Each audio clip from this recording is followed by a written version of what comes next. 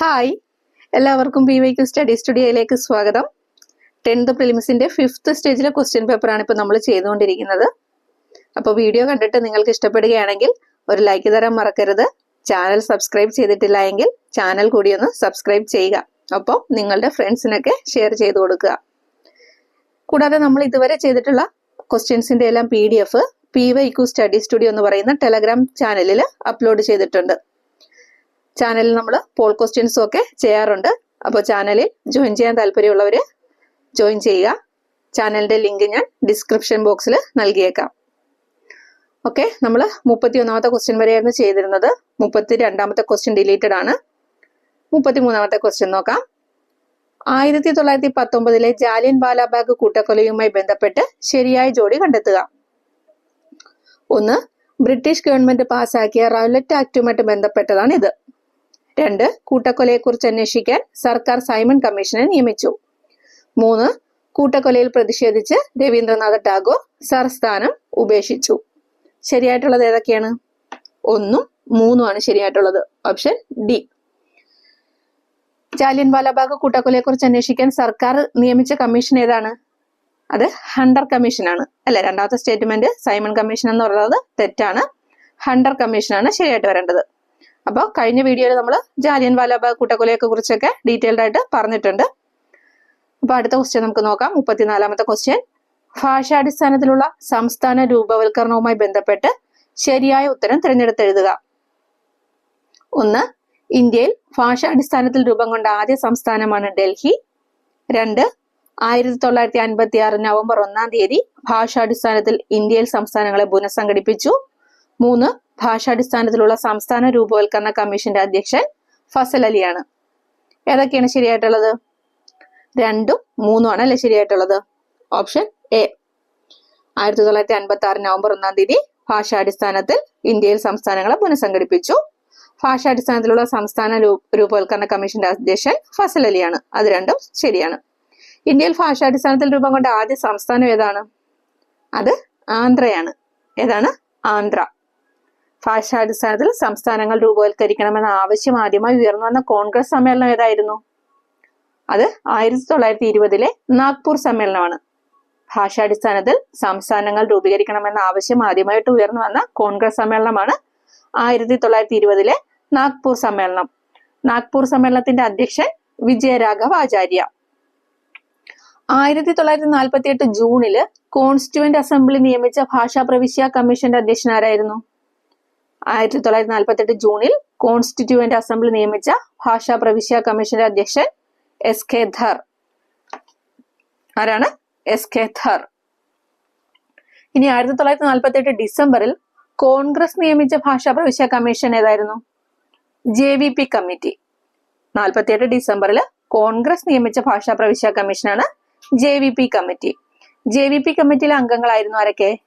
Jawaharlal Nehru, Sardar Vallabhbhai Patel, Pattabhi Sitaramayya. ആരൊക്കെയായിരുന്നു? Jawaharlal Nehru, Sardar Vallabhbhai Patel, Pattabhi Sitaramayya. 1953 October 1-നാണ് Andhra രൂപീകരിച്ചത്. 1953 October 1-നാണ് എന്ത് രൂപീകരിക്കുന്നത്? ആന്ധ്ര. ഈ ആന്ധ്ര സംസ്ഥാനത്തിന്റെ രൂപീകരണത്തിന് വേണ്ടിയിട്ട് 58 ദിവസം നിരാഹാരം അനുഷ്ഠിച്ച് മരണപ്പെട്ട വ്യക്തി ആരാ? ആന്ധ്ര സംസ്ഥാനത്തിന്റെ രൂപീകരണത്തിന് വേണ്ടി 58 ദിവസം നിരാഹാരം അനുഷ്ഠിച്ച് മരണപ്പെട്ട വ്യക്തി പോറ്റി ശ്രീരാമലു. 1956 നവംബർ 1 മുതലാണ് ആന്ധ്ര എന്തായിട്ട് മാറുന്നത്? ആന്ധ്രാപ്രദേശായിട്ട് മാറുന്നത്. 1953 ഒക്ടോബർ 1-ന് ആന്ധ്ര രൂപീകരിച്ചു. 1956 നവംബർ 1 മുതൽ ആന്ധ്രാപ്രദേശായിട്ട് മാറി. 35ാമത്തെ ക്വസ്റ്റ്യൻ നോക്കാം. 1857 കലാപവുമായി ബന്ധപ്പെട്ട കേന്ദ്രങ്ങളും അവിടുത്തെ കലാപ നേതാക്കളും എന്ന ഗ്രൂപ്പിൽ ശരിയായ ജോഡി തിരഞ്ഞെടുക്കുക. 1.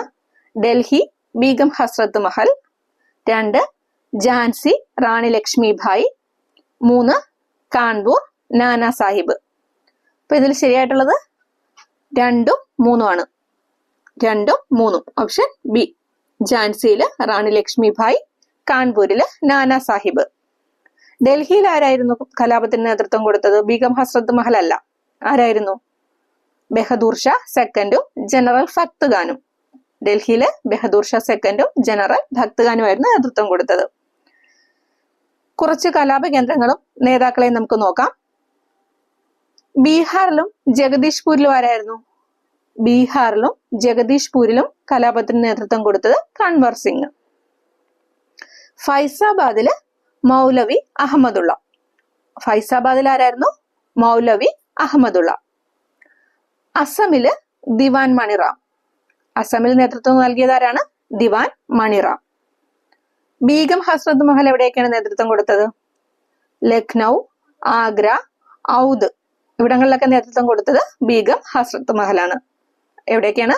ലക്നൗ, ആഗ്ര, ഔദ്. മീററ്റില് ഖദം സിംഗ് ആയിരുന്നു. മീററ്റിൽ നേതൃത്വം കൊടുത്ത ആരാണ്? ഖദം സിംഗ്. മധുരയില് ദേവി സിംഗ്. മധുരയിൽ നേതൃത്വം കൊടുത്തത് ദേവി സിംഗ്. അടുത്ത ക്വസ്റ്റ്യൻ നോക്കാം. താഴെ തന്നിരിക്കുന്ന സാമൂഹിക മതപരിഷ്കരണ പ്രസ്ഥാനങ്ങളും അവയുടെ സ്ഥാപകരും എന്ന ഗ്രൂപ്പിൽ ശരിയായ ജോഡി തിരഞ്ഞെടുക്കുക. സാമൂഹിക മതപരിഷ്കരണ പ്രസ്ഥാനങ്ങളും അവയുടെ സ്ഥാപകരും എന്ന ഗ്രൂപ്പിൽ ശരിയായിട്ടുള്ളതാണ് തിരഞ്ഞെടുക്കേണ്ടത്. 1 Seva Samiti NM Joshi. 2 servants of India society Gopalakrishna Gokhale. 3 Arya Samaj Swami Dayananda Saraswati. ശരിയായിട്ടുള്ളത് ഏതൊക്കെയാണ്? Servants of India society Gopalakrishna ഗോഖലെയും ആര്യ സമാജം സ്വാമി ദയാനന്ദ സരസ്വതിയും. 2ഉം 3ഉം ആണ് ശരിയായിട്ടുള്ളത്. എന്താണ് സെർവൻസ് ഓഫ് ഇന്ത്യ സൊസൈറ്റി സ്ഥാപിക്കുന്നത്? 1905 പൂനെയിലാണ് Gopalakrishna Gokhale servants of India society സ്ഥാപിക്കുന്നത്. സെർവൻസ് ഓഫ് ഇന്ത്യ സൊസൈറ്റിയുടെ പ്രസിദ്ധീകരണമായിരുന്നു ഏത്? ഹിതവാദ. സെർവൻസ് ഓഫ് ഇന്ത്യ സൊസൈറ്റിയുടെ പ്രസിദ്ധീകരണം ഹിതവാദ. ഹിതവാദ എന്നാണ് വർഷം? 1911. ആര്യ സമാജം സ്ഥാപിച്ചത് എന്നാ? അത് 1875 1875 ബോംബെയിലാണ് ആര്യ സമാജം സ്ഥാപിക്കുന്നത്. പിന്നീട് ഇതിന്റെ ആസ്ഥാനം എങ്ങോട്ടേക്ക് മാറ്റി? ലാഹോറിലേക്ക് മാറ്റി. സ്ഥാപിക്കുന്നത് ബോംബെയിലാണ്, പിന്നീട് ആസ്ഥാനം ലാഹോറിലേക്കാണ് മാറ്റുന്നത്. 10 സിദ്ധാന്തങ്ങൾ ആര്യ സമാജവുമായിട്ട് ബന്ധപ്പെട്ടിരിക്കുന്നതാണ്. 10 സിദ്ധാന്തങ്ങൾ എന്തുമായിട്ട് ബന്ധപ്പെട്ടിരിക്കുന്നു? ആര്യ സമാജവുമായിട്ട് ബന്ധപ്പെട്ടിരിക്കുന്നു. 37ാമത്തെ ക്വസ്റ്റ്യൻ നോക്കാം. ഡൽഹൌസി പ്രഭുവുമായി ബന്ധപ്പെട്ട് തന്നിട്ടുള്ള പ്രസ്താവനകളിൽ നിന്ന് ശരിയായ ഉത്തരം കണ്ടെത്തുക. ഡൽഹൌസി പ്രഭുവുമായിട്ട് ബന്ധപ്പെട്ട് തന്നിട്ടുള്ള പ്രസ്താവനകളിൽ നിന്ന് ശരിയായിട്ടുള്ള ഉത്തരം കണ്ടെത്തുക. 1 മുംബൈ മുതൽ താനെ വരെയുള്ള ഇന്ത്യയിലെ ആദ്യ റെയിൽവേ ലൈൻ നിർമ്മിച്ചത് ഇദ്ദേഹത്തിന്റെ കാലത്താണ്. 2 ആധുനിക ഇന്ത്യയുടെ നിർമ്മാതാവ് എന്ന് വിശേഷിപ്പിക്കപ്പെട്ടു. 3 സതി സമ്പ്രദായം, ശിശുഹത്യ എന്നിവ നിരോധിച്ചത് ഇദ്ദേഹത്തിന്റെ കാലത്താണ്. അപ്പൊ ഏതൊക്കെ ശരിയായിട്ടുള്ളത്? 1ഉം 2ഉം ശരിയാണ് അല്ലെ? 3ാമത്തെ സ്റ്റേറ്റ്മെന്റ് തെറ്റാണ്. സതി സമ്പ്രദായം, പെൺശിശുഹത്യ എന്നിവയൊക്കെ നിരോധിച്ചത് ആരായിരുന്നു? വില്യം ബെന്റിക് പ്രഭു ആയിരുന്നു. ഉദാരമനസ്കനായ ഗവർണർ ജനറൽ എന്നറിയപ്പെടുന്നതായിരുന്നു ആര്? William Bentinck. ഉദാരമനസ്കനായ ഗവർണർ ജനറൽ എന്നറിയപ്പെട്ടിരുന്നത് വില്യം ബെന്റിക്. ഇന്ത്യയിലെ ആധുനിക ഇംഗ്ലീഷ് വിദ്യാഭ്യാസത്തിന്റെ പിതാവ് എന്നറിയപ്പെടുന്നതും വില്യം ബെന്റിക് ആയിരുന്നു. ഇന്ത്യയിലെ ആധുനിക ഇംഗ്ലീഷ് വിദ്യാഭ്യാസത്തിന്റെ പിതാവ് എന്നറിയപ്പെട്ടിരുന്ന ആരാണ്? വില്യം ബെന്റിക് പ്രഭു. ആധുനിക ഇന്ത്യയുടെ സൃഷ്ടാവ്, ഇന്ത്യൻ ടെലിഗ്രാഫിന്റെ പിതാവ്, ഇന്ത്യൻ റെയിൽവേയുടെ പിതാവൊക്കെ എന്നൊക്കെ അറിയപ്പെടുന്ന ആരാണ്? ആധുനിക ഇന്ത്യയുടെ സൃഷ്ടാവ്, ഇന്ത്യൻ ടെലിഗ്രാഫിന്റെ പിതാവ്, ഇന്ത്യൻ റെയിൽവേയുടെ പിതാവ്, ഇങ്ങനെയൊക്കെ അറിയപ്പെടുന്നത് ഡൽഹൌസി പ്രഭുവാണ്. ഇന്ത്യയിലെ ആദ്യ ടെലിഗ്രാഫ് ലൈൻ എവിടം വരെയായിരുന്നു? കൊൽക്കത്ത മുതൽ ഡയമണ്ട് ഹാർബർ വരെ. ഇന്ത്യയിലെ ആദ്യ ടെലിഗ്രാഫ് ലൈൻ എവിടെ മുതൽ എവിടം വരെയായിരുന്നു? കൊൽക്കത്ത മുതൽ ഡയമണ്ട് ഹാർബർ വരെ. ആദ്യ റെയിൽവേ ലൈൻ എവിടെ മുതൽ എവിടെ വരെയായിരുന്നു? അത് മുംബൈ മുതൽ താനെ വരെ. ആദ്യ railway line Mumbai to Thane, telegraph line Kolkata to Diamond Harbour. അടുത്ത ക്വസ്റ്റ്യൻ നോക്കാം. സ്വതന്ത്രാനന്തര ഇന്ത്യയിലെ നാട്ടുരാജ്യങ്ങളുടെ സംയോജന പ്രക്രിയയിൽ പങ്കുവഹിച്ച വ്യക്തികളുടെ ഗ്രൂപ്പിൽ നിന്ന് ശരിയായ ജോഡി തിരഞ്ഞെടുക്കുക. 1 VP മേനോൻ, 2 JB കൃപലാനി, 3 സർദാർ വല്ലഭായ് പട്ടേൽ. സ്വതന്ത്രാനന്തര ഇന്ത്യയിലെ നാട്ടുരാജ്യങ്ങളുടെ സംയോജന പ്രക്രിയയിൽ പങ്കുവഹിച്ച പ്രധാന വ്യക്തികൾ ആരൊക്കെയായിരുന്നു? VP മേനോനും സർദാർ വല്ലഭായ് പട്ടേലും. 1ഉം 3ഉം. Option D. നാട്ടുരാജ്യങ്ങളെ ഏകീകരിക്കുന്നതിനായിട്ട് രൂപം കൊണ്ട ഡിപ്പാർട്ട്മെന്റ് ഓഫ് സ്റ്റേറ്റ്സിന്റെ തലവനായിരുന്ന മലയാളിയാണ് ആര്? VP മേനോൻ. നാട്ടുരാജ്യങ്ങളെ ഇന്ത്യൻ യൂണിയനിൽ ലയിപ്പിക്കുന്നതിനുള്ള ലയനക്കരാർ തയ്യാറാക്കിയത് VP മേനോനും സർദാർ വല്ലഭായ് പട്ടേലുമാണ്. അപ്പൊ ലയനക്കരാർ തയ്യാറാക്കിയത് ആരൊക്കെയാണ്? VP മേനോനും സർദാർ വല്ലഭായ് പട്ടേലും കൂടെ. ലയനക്കരാർ വഴി ഇന്ത്യൻ യൂണിയനിലേക്ക് കൂട്ടിച്ചേർക്കപ്പെട്ട നാട്ടുരാജ്യമാണ് കാശ്മീർ. ലയനക്കരാർ വഴി ഇന്ത്യൻ യൂണിയനിലേക്ക് കൂട്ടിച്ചേർക്കപ്പെട്ട നാട്ടുരാജ്യം ഏതാണ്? കാശ്മീർ. ഹൈദരാബാദിനെ ഇന്ത്യയുമായിട്ട് കൂട്ടിച്ചേർത്ത സൈനിക നടപടി ഏതായിരുന്നു?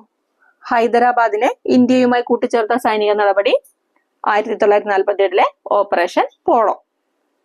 ജനഹിത പരിശോധന വഴി ഇന്ത്യൻ യൂണിയനിലേക്ക് കൂട്ടിച്ചേർത്ത നാട്ടുരാജ്യമാണ് ജൂനഗഡ്. ജനഹിത പരിശോധന റഫറണ്ടം വഴി ഇന്ത്യൻ യൂണിയനിലേക്ക് കൂട്ടിച്ചേർത്ത നാട്ടുരാജ്യമാണ് ഏത്? ജൂനഗഡ്. 39ാമത്തെ ക്വസ്റ്റ്യൻ നോക്കാം. രവീന്ദ്രനാഥ ടാഗോറും ദേശീയ ഗാനവും എന്ന വിഭാഗത്തിൽ ശരിയായവ ഏത്? 1. ഇന്ത്യയുടെ ദേശീയ ഗാനം രചിച്ചത് രവീന്ദ്രനാഥ ടാഗോർ ആണ്. 2. ബംഗ്ലാദേശിന്റെ ദേശീയ ഗാനമായ അമർ സോനാർ ബംഗ്ലയും ടാഗോർ ആണ് രചിച്ചത്. 3. 55 സെക്കൻഡ് കൊണ്ടാണ് ദേശീയ ഗാനം പാടിത്തീരുക. 1ഉം 2ഉം ആണ് അല്ലെ ശരിയായിട്ടുള്ളത്? ഓപ്ഷൻ എ 1ഉം 2ഉം. 55 സെക്കൻഡ് കൊണ്ടാണോ ദേശീയ ഗാനം പാടിത്തീരുന്നത്? അല്ല, 52 സെക്കൻഡ് കൊണ്ട്. 52 സെക്കൻഡ് കൊണ്ടാണ് ദേശീയ ഗാനം പാടിത്തീരുന്നത്. ജനഗണമന ഇന്ത്യയുടെ ദേശീയ ഗാനമായിട്ട് അംഗീകരിച്ചത് എന്നാണ്?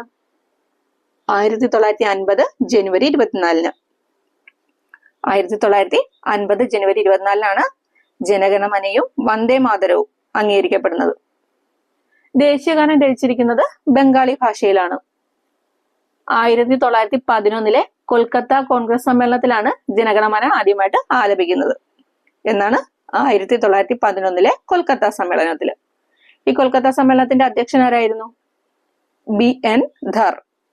1911 കൊൽക്കത്ത സമ്മേളനത്തിന്റെ അധ്യക്ഷനായിരുന്നു BN ധർ. ജനഗണമന ആദ്യമായിട്ട് ആലപിച്ചത് ആരായിരുന്നു? അത് സരളാദേവി ചൗധറാണിയാണ്. സരളാദേവി ചൗധറാണിയാണ് ജനഗണമന ആദ്യമായിട്ട് കൊൽക്കത്ത കോൺഗ്രസ് സമ്മേളനത്തിൽ ആലപിക്കുന്നത്. 40ാമത്തെ ക്വസ്റ്റ്യൻ നോക്കാം. വർത്തമാന പത്രവുമായി ബന്ധപ്പെട്ട് ശരിയായ ഉത്തരം കണ്ടെത്തുക. 1. ബംഗാൾ ഗസറ്റ് ആണ് ഇന്ത്യയിലെ ആദ്യ ദിനപത്രം. 2.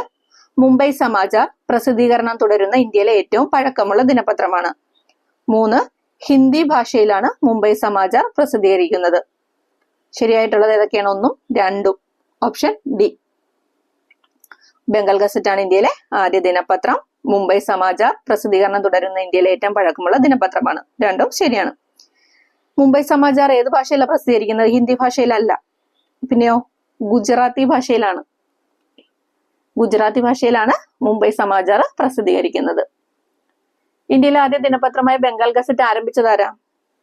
James Augustus Hicky. ആരാണ്? James Augustus Hicky. ഇദ്ദേഹമാണ് ഇന്ത്യൻ പത്രത്തിന്റെ പിതാവ് എന്നറിയപ്പെടുന്നത്. ഇന്ത്യൻ പത്രത്തിന്റെ പിതാവ് എന്നറിയപ്പെടുന്നതും ആരാണ്? ജെയിംസ് അഗസ്റ്റസ് ഹിക്കിയാണ്. ഇന്ത്യൻ പത്രപ്രവർത്തനത്തിന്റെ പിതാവ് ആരാ? ഇന്ത്യൻ പത്രപ്രവർത്തനത്തിന്റെ പിതാവ് ചലപതി റാവു. ഇന്ത്യൻ പത്രപ്രവർത്തനത്തിന്റെ വന്ധ്യവയോധികനോ? അത് തുഷാർ ഗാന്ധി ഘോഷ്. ഇന്ത്യൻ പത്രപ്രവർത്തനത്തിന്റെ പിതാവ് ചലപതി റാവു. ഇന്ത്യൻ പത്രപ്രവർത്തനത്തിന്റെ വന്ധ്യവയോധികൻ തുഷാർ ഗാന്ധി ഘോഷ്. ഇന്ത്യൻ പത്രങ്ങളുടെ വിമോചകൻ എന്നറിയപ്പെടുന്നത് ചാൾസ് മെറ്റ്കാഫ് ആണ്. ഇന്ത്യൻ പത്രങ്ങളുടെ വിമോചകൻ എന്നറിയപ്പെടുന്ന ആരാണ്? Charles Metcalfe. പ്രാദേശിക പത്രഭാഷാ നിയമം നടപ്പിലാക്കിയ വൈസ്രോയി ആരായിരുന്നു? പ്രാദേശിക പത്രഭാഷാ നിയമം നടപ്പിലാക്കിയത് അത് ലിട്ടൺ പ്രഭു. ആരാണ്? ലിട്ടൺ പ്രഭു. അടുത്ത ക്വസ്റ്റ്യൻ നോക്കാം. 41. കേരളത്തിലെ പൊതുമേഖലാ സ്ഥാപനങ്ങളുടെയും അവ സ്ഥിതി ചെയ്യുന്ന സ്ഥലങ്ങളുടെയും പട്ടികയിൽ ശരിയായ ജോഡി തിരഞ്ഞെടുക്കുക. കേരളത്തിലെ പൊതുമേഖലാ സ്ഥാപനങ്ങളുടെയും അവ സ്ഥിതി ചെയ്യുന്ന സ്ഥലങ്ങളുടെയും പട്ടികയിൽ ശരിയായ ജോഡി തിരഞ്ഞെടുക്കുക. 1. Hindustan news print, Kottayam. 2. HMT limited, Ernakulam. 3. Hindustan organic chemicals limited, Thiruvananthapuram. ഏതൊക്കെയാണ്? 1ഉം 2ഉം ആണ് ശരിയായിട്ടുള്ളത് അല്ലെ? Answer option D. 1ഉം 2ഉം ആണ് ശരിയായിട്ടുള്ളത്. Hindustan news print, Kottayam. HMT limited, Ernakulam. Hindustan organic chemicals limited എവിടെയാണ്? അത് കൊച്ചിയിലാണ്. തിരുവനന്തപുരത്തല്ല, കൊച്ചിയിലാണ്. ഹിന്ദുസ്ഥാൻ ഓർഗാനിക് കെമിക്കൽസ് കൊച്ചിയിലാണ്. 42ാമത്തെ ക്വസ്റ്റ്യൻ. താഴെ തന്നിരിക്കുന്ന ജലവൈദ്യുത പദ്ധതികളുടെയും അവയുമായി ബന്ധപ്പെട്ട നദികളുടെയും പട്ടികയിൽ ശരിയായതേത്?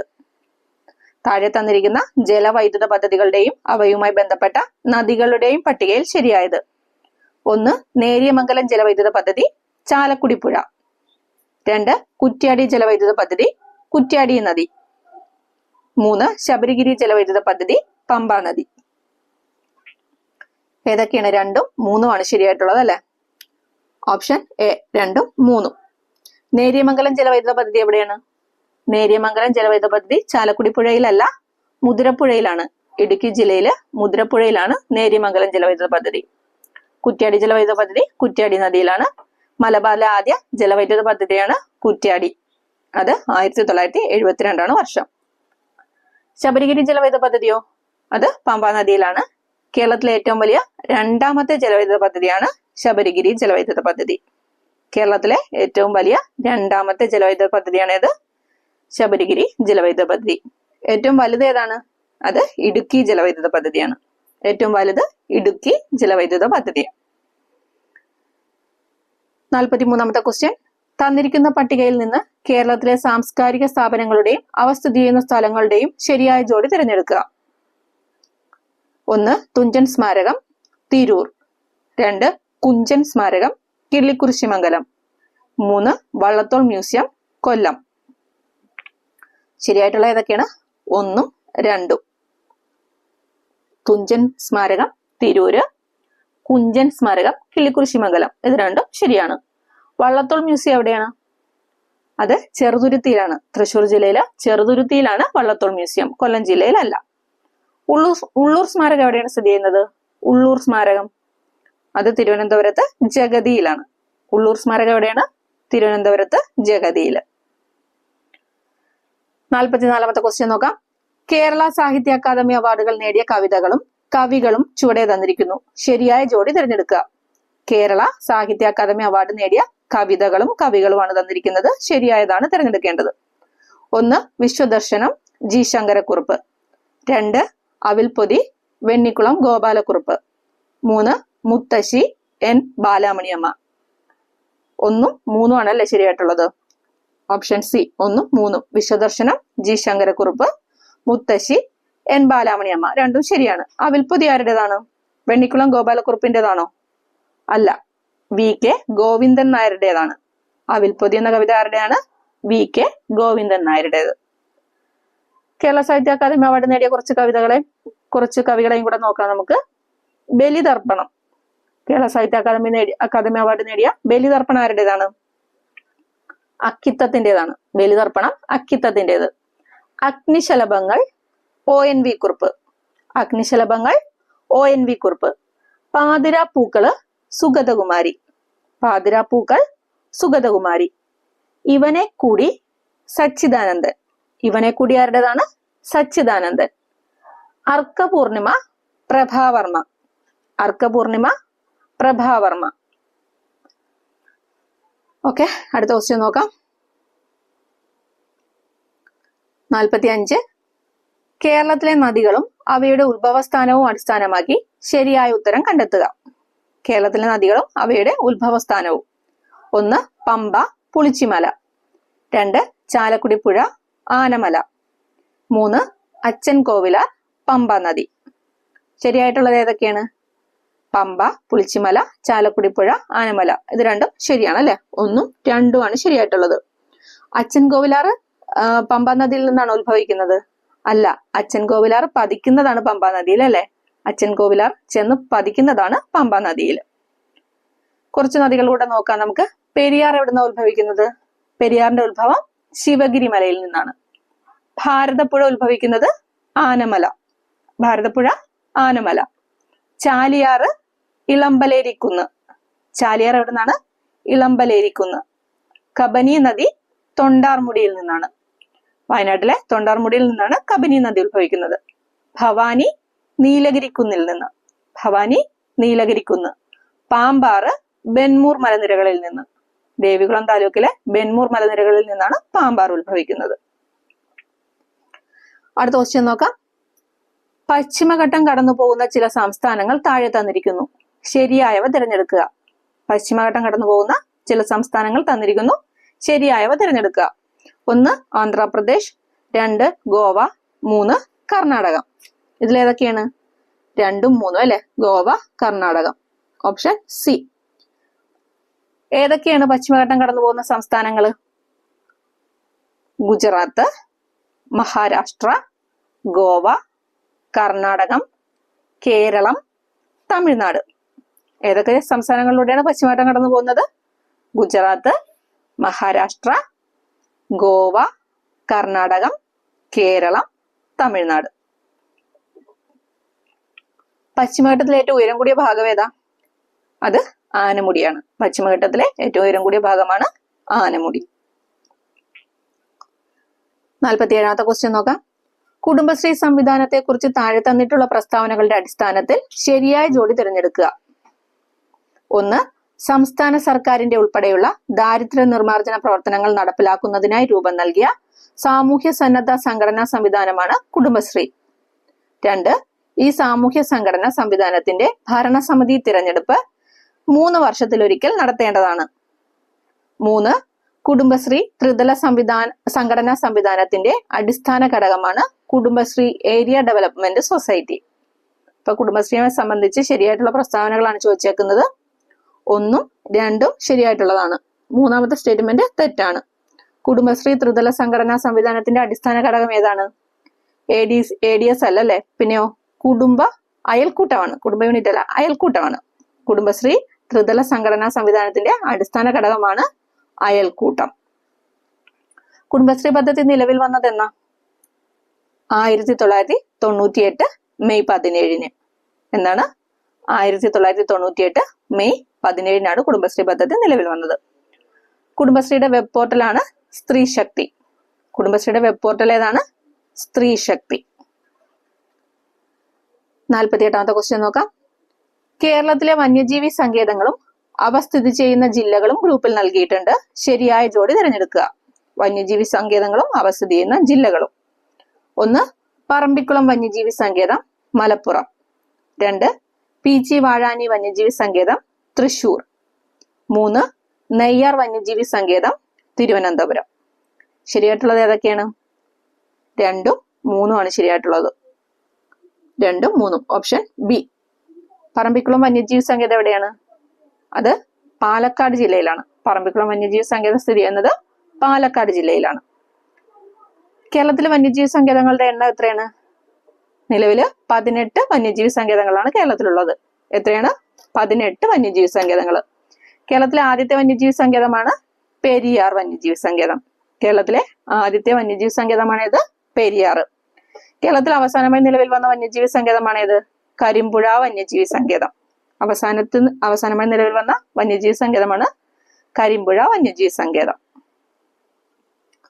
49ാമത്തെ ക്വസ്റ്റ്യൻ. 1ാം EMS മന്ത്രിസഭയിലെ മന്ത്രിമാരും വകുപ്പുകളും ഉൾപ്പെടുന്ന ലിസ്റ്റിൽ നിന്ന് ശരിയായ ജോഡി തിരഞ്ഞെടുക്കുക. 1ാം EMS മന്ത്രിസഭയിലെ മന്ത്രിമാരും വകുപ്പുകളും ഉൾപ്പെടുന്ന ലിസ്റ്റിൽ നിന്ന് ശരിയായ ജോഡി തിരഞ്ഞെടുക്കുക. 1 PK ചാത്തൻ മാസ്റ്റർ, തദ്ദേശ സ്വയംഭരണം. 2 VR കൃഷ്ണയ്യർ, വ്യവസായം. 3 ഡോക്ടർ AR മേനോൻ, ആരോഗ്യം. ഏതൊക്കെയാണ് ശരിയായിട്ടുള്ളത്? 1ഉം 3ഉം ശരിയായിട്ടുള്ളത്. Answer option A. PK Chathan master, തദ്ദേശ സ്വയംഭരണം. ഡോക്ടർ AR മേനോൻ, ആരോഗ്യം. അത് രണ്ടാണ് ശരിയായിട്ടുള്ളത്. VR കൃഷ്ണയ്യർ ഏതാണ്? അദ്ദേഹം നിയമവും വൈദ്യുതി വകുപ്പ് മന്ത്രിയായിരുന്നു. VR കൃഷ്ണയ്യരുടെ വകുപ്പുകൾ ഏതൊക്കെയായിരുന്നു? നിയമം, വൈദ്യുതി. കേരളത്തിലെ ആദ്യ നിയമസഭ നിലവിൽ വന്ന എന്നാ?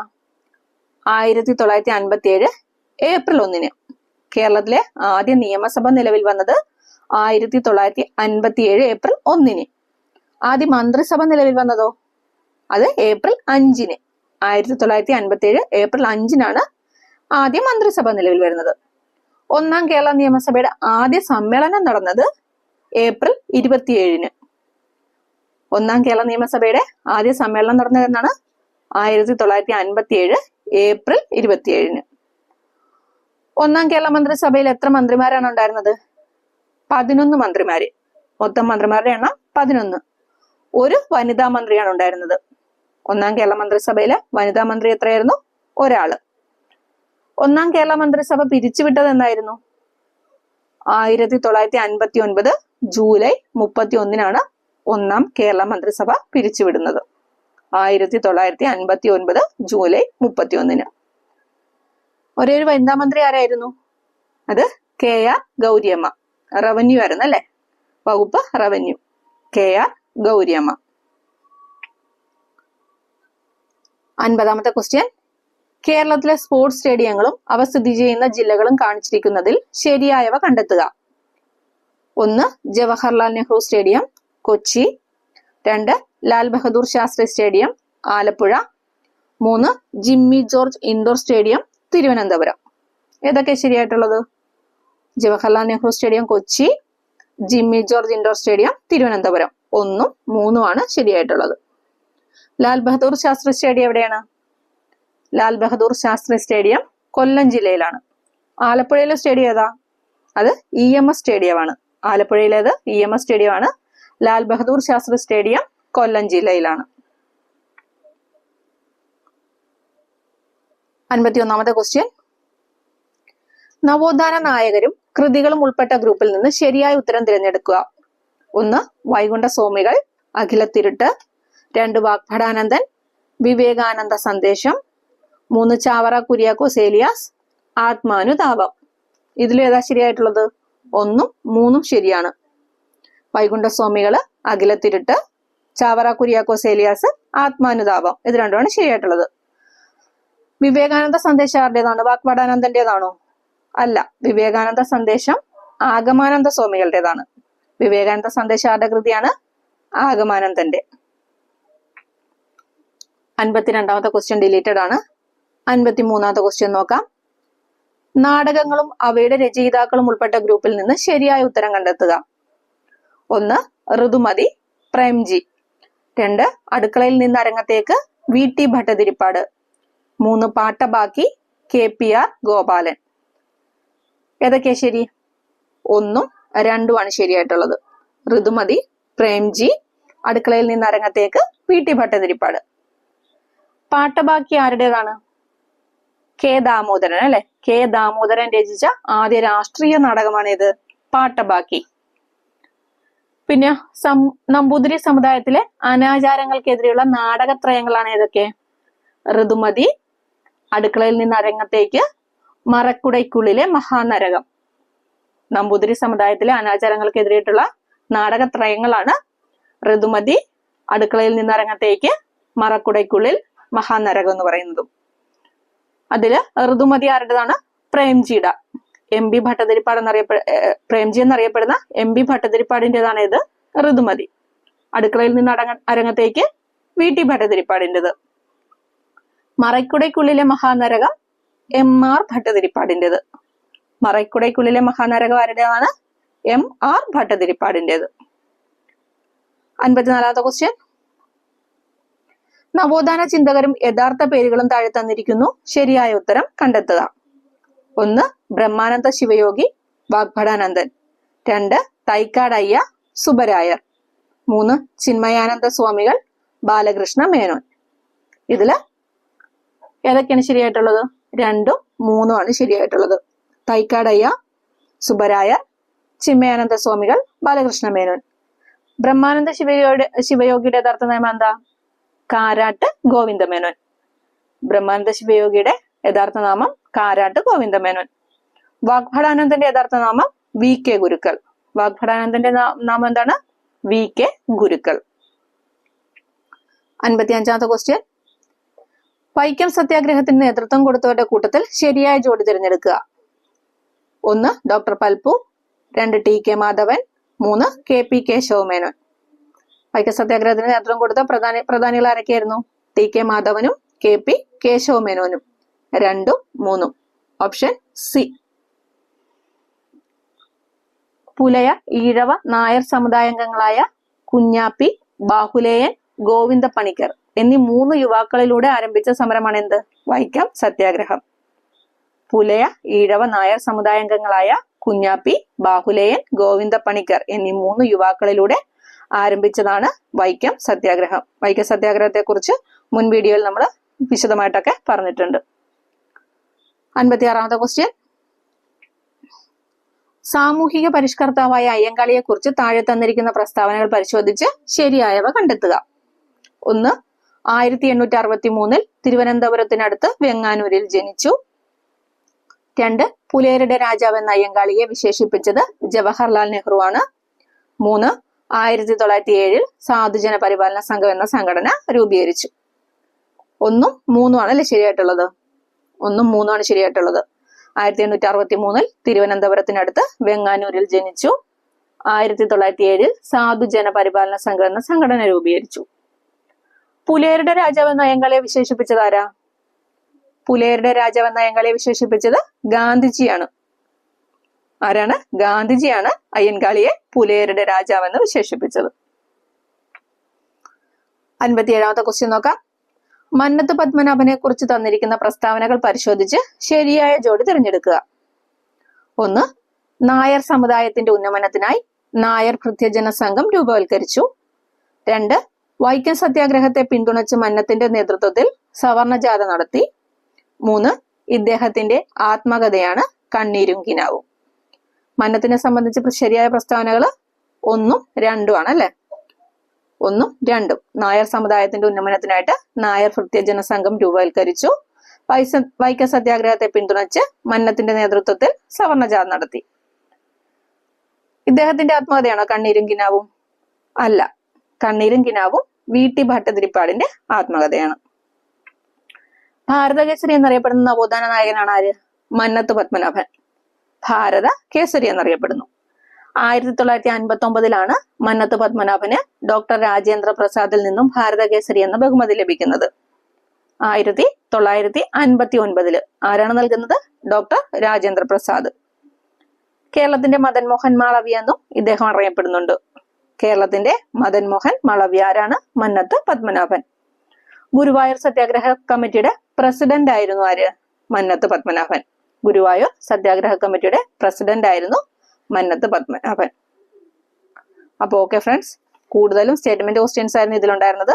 അതുകൊണ്ടാണ് കൂടുതൽ കണക്റ്റഡ് ഫാക്ട്സ് പറയാനായിട്ട് സാധിക്കാതിരുന്നത്. ഇതിൽ തന്നെ കൂടുതലായിട്ട് സ്റ്റേറ്റ്മെന്റ്സിലൊക്കെ തന്നെ കൂടുതലായിട്ട് കാര്യങ്ങൾ തന്നിട്ടുണ്ട്. അപ്പോൾ ഇതിന്റെ ബാക്കി ക്വസ്റ്റ്യൻസുമായിട്ട് അടുത്ത വീഡിയോയിൽ കാണാം. അപ്പോൾ നിങ്ങൾക്ക് ഇഷ്ടപ്പെട്ടാൽ സപ്പോർട്ട് ചെയ്യുക. Okay friends, thank you, by.